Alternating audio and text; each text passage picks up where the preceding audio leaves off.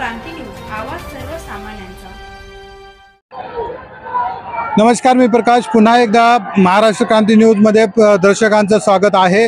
दुपारचे 3 वाजलेले आहेत आणि जसजशी संध्याकाळची वेळ जवळ येते आहे तसा कळवण सुरगाणा मतदारसंघामध्ये चुरशीचं वातावरण आपल्याला पाहायला मिळत आहे आणि त्याच अनुषंगाने प्रशासनाच्या माहितीनुसार 20 फेऱ्या ज्या आहेत त्या पूर्ण झालेल्या आहेत। 20 फेऱ्यांचं जे मतदान आहे ते पूर्ण या ठिकाणी काउंटिंग झालेले आहे आणि त्यानुसार 20व्या फेरीअखेर JP गावित 86,752 मतं, नितीन अर्जुन एटी पवार यांना 96,064 मतं असे मिळालेले आहेत आणि या 20व्या फेरीअखेर नितीन अर्जुन एटी पवार यांना 9,312 मतांनी आघाडी मिळते आहे, असं चित्र या ठिकाणी आहे। प्रशासनाच्या माहितीनुसार आपण जर बघितलं तर ती आघाडीची अनाउन्सिंग झाल्यानंतर या ठिकाणी नितीन पवार समर्थकांनी मोठ्या प्रमाणात जल्लोष केलेल्याचं आपल्याला पाहायला मिळत आहे।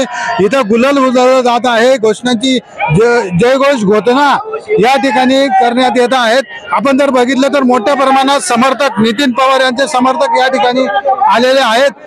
मोठ्या प्रमाणात जयघोष या ठिकाणी करण्यात येतो आहे, परंतु अजूनही 5 फेऱ्यांचं जे काउंटिंग आहे, मतदान वोटिंगचं आहे ते बाकी आहे। तशी आकडेवारी प्रशासनाकडून दिली गेलेली नाही, परंतु 9,312 मतांनी नितीन पवार यांची आघाडी मिळालेली आहे। काय सांगाल? धन्यवाद। आम्ही भाऊंच्या पाठीशी तत्पर आहोत। काय सांगाल आपण? नितीन पवारांनी 9,312 ची आघाडी घेतलेली आहे। शेवटी नितीन भाऊनच निवडून येणार होते, हे 100% खरी अजून पण फायनल झालेली नाही, अजून 5 राऊंड बाकी आहेत, फक्त ही आघाडी आहे। नाही, 100% नितीन भाऊ येणार आहे। तुम्ही बघा, नितीन भाऊ नाही 15,000चं लीड घेतलं, 100% नितीन भाऊ निवडून येणार आहे।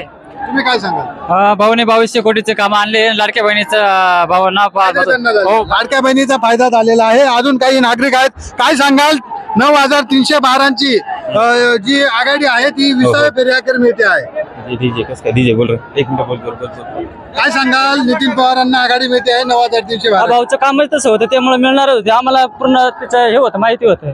100% विजय होणार, काय वाटतं आपल्याला? 100% विजय होणार, 100% विजय होणार असा दृढ विश्वास या ठिकाणी नागरिकांना आहे। आपण जर बघितलं तर हा कळवण नाशिक मार्ग जो आहे तो पूर्णपणे गर्दीने भरून गेलेला आहे आणि पूर्णपणे या ठिकाणी घोषणाबाजी चालू आहे। नितीन पवार तुम आगे बढ़ो, हम तुम्हारे साथ है, येऊन येणार कोण? नितीन पवार शिवाय आहे कोण?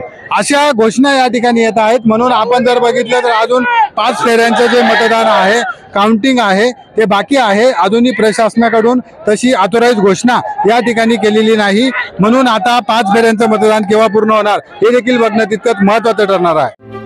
अशाच नवनवीन बातम्या पाहण्यासाठी आमच्या महाराष्ट्र क्रांती न्यूज या YouTube चॅनलला लाईक करा, सबस्क्राईब करा आणि बेल आयकॉनला प्रेस करा।